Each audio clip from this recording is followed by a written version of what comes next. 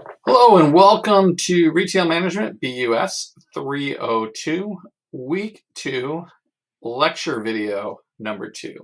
In lecture video number 1, we talked a little bit about mobile retailing and social retailing, some of the new trends related to digital retailing in the 21st century. We are going to continue that discussion in this video, and we're going to highlight a little bit as we move into the digital retailing area. How in the world are what types of media are being used to engage consumers, or what type of media are retailers using to engage media? So there's three types of media that we talk about: owned media, paid media, and earned media. So we have owned media, paid media, and earned media. And so when we talk about owned media, this is content that retailers are creating and publishing, such as themselves, such as their website, their blogs, their social media pages, the email marketing, the mobile apps, right? A lot of the times these types of media represent a place that consumers can purchase items, and so the goal is to drive traffic to these sites so that this commerce can be engaged in, so that a sale can be made. So this is a type of media. The owned media, again, this is where retailers are going to be creating and publishing their own content. Now, there's the other next type of media, which is a paid media. Now, this today in the 21st century does include search engine marketing. So this is very similar to conventional advertising, where we're paying a fee. We're buying commercial space, or we're paying to have an ad in a newspaper or something like that, right? So in digital retailing, though, when we talk about search engine marketing, this is where we're paying for ads to show up on websites like Google, right, or maybe pop-up websites, or maybe if you're going to watch a video in YouTube or something where an ad pops up, right? All of these things are search engine type marketing or pay-per-click marketing, right? So you're paying, again, to have media show up where customers can engage with it. Now, the last type is earned media, and this is content or discussion that is created by others, right? So it's not owned by the company. It's on, and it could be on a third-party website. It could be on a YouTube video where somebody's reviewing your product. Could be a customer conversation, right? All these things, or it might be through your search engine optimization, where your ads are being popped up a little bit just because people are searching for them. So that's an earned, where you're not paying for it, and it is by the fact that other people are dialoguing about your company or your products or services, right? So now, along these areas, we have influencer marketing. Right now, influencing marketing is a paid type of media. So a lot of times today, you're hearing people say, "Oh, I'm an influencer," right? So influencer marketing is paid media that seeds, right, a target audience, that you're using an influencer, a certain individual, to, right, make a target audience more aware of your product, right? Now, influencers can be paid, or they might be your everyday customer, depending on how big a following they have. And so when we talk about influencer marketing, we're talking about, you have a brand that has this message that an influencer connects with, that they believe in, that they, it resonates with. So what they do is they start sharing their information, or start sharing that brand message with their followers. And then the followers go, "Hey, I want to be part of that as well." And so the impact is more sales for the retailer. That's at least how it should work. Now, when we really start thinking about this, if you're going to pay for an influencer, right, you have to think, okay, well, how do I know if I have a good influencer? Well, number one, what's the relevance? Are they a relevant person, or are they somebody who no one knows about anymore? What's their reach? By reach, how many people are following them or listening to them? Is there a response when they say something? If there's no response, they're not very effective, right?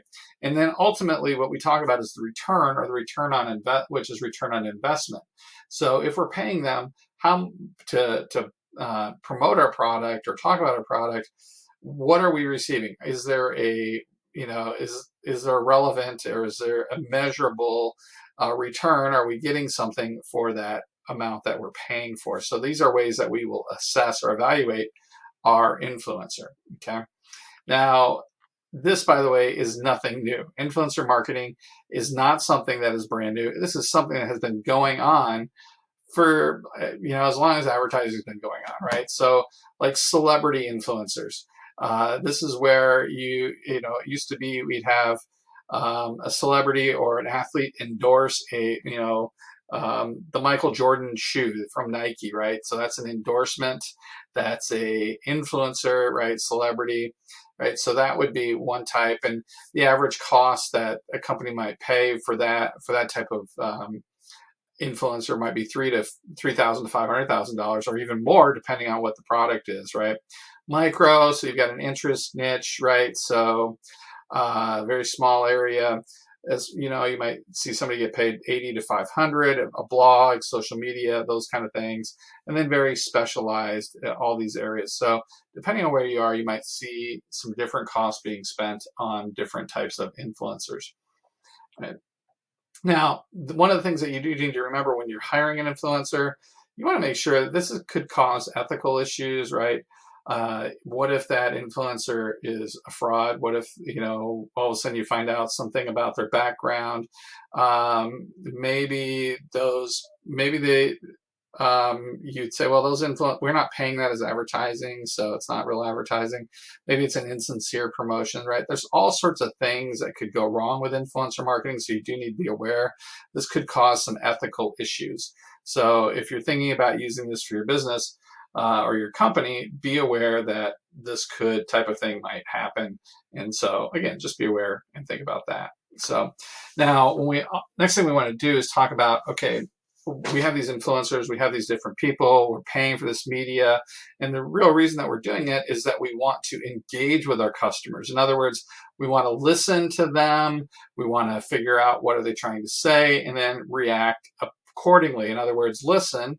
How do we monitor our social media? How do we listen to the feedback we're hearing from our customers? Analyze who's the customers, what are they trying to say, where's this data coming from? And then how do we use this information to tailor our message or maybe provide a more personalized product? So this listen, analyze, do model is pretty important to know. Right? So as we continue going through there, just talking about analyzing, some of the things that you want to analyze are comments that customers are leaving. Are they positive, negative? The more positive, that could be good, but again, is it just way too positive? Some negative, right? You also want to look at the purchase funnel. This is where how many people are entering the store and actually purchasing versus not purchasing. And then the bounce rates, which is a bounce rate is the time a visitor comes and then just comes to your website and says, oops, wrong place, and then leaves. Right? So you want to analyze that kind of data as well, some of this information. Now, again, that funnel, I think, what in the world is this funnel he's talking about? Well, there's a great graph in the book. And so this funnel that we look at in retail, you can compare it to a traditional store funnel where you have a store visit, which is very similar to a website visit. So there's a large group of people that come. We want to know information about them. How many people then view the merchandise or product view? Then the physical cart, do they put something in the shopping cart, which is the same as a digital cart? And then do they check out? Do they actually make it to the checkout, pay for the product, and leave the purchase, right? So this would be how we would engage, one of the ways that we would measure engagement with a customer using this funnel, okay? So some of the things that you want to do as you look at this and analyze it, the click path. So how does a customer click through the information? The conversion rates, how many people are buying versus just leaving? The touch points, customer attribution, and any keywords that might be brought into need to be aware of. So now let's just take a moment and give you a quick example on digital retailing as the last part of this second video. So remember the 7 C's, right? As we go through and we start thinking about the 7C process, right? Developing goals, that's in there, the content, all those kind of things. So when we start looking at a digital retailing example, right, you're going to go through these 5 steps. You're going to identify your goals. You're going to find out who you want to target, your target audience, develop your budget, how much you're going to want to spend. Work with a campaign, try some different things, maybe experiment, engage. Is it TikTok videos? Is it YouTube? Is it this? Is it that, right? And then you're going to look at the results and change things accordingly to help you get to the results that you want. So this is a digital retailing example. This is the process you go through. So more specific would be taking a look at targeting an area like New York, the demographics, right? And then the estimated reach. So this would be one of the ways that you would go through and develop your retail target. So you start, right, and start going through and addressing that. So again, just wanted to highlight this last item as we wrap up week 2, lecture 2, and we will move into week 2, lecture 3 in just a moment. So we'll see you soon.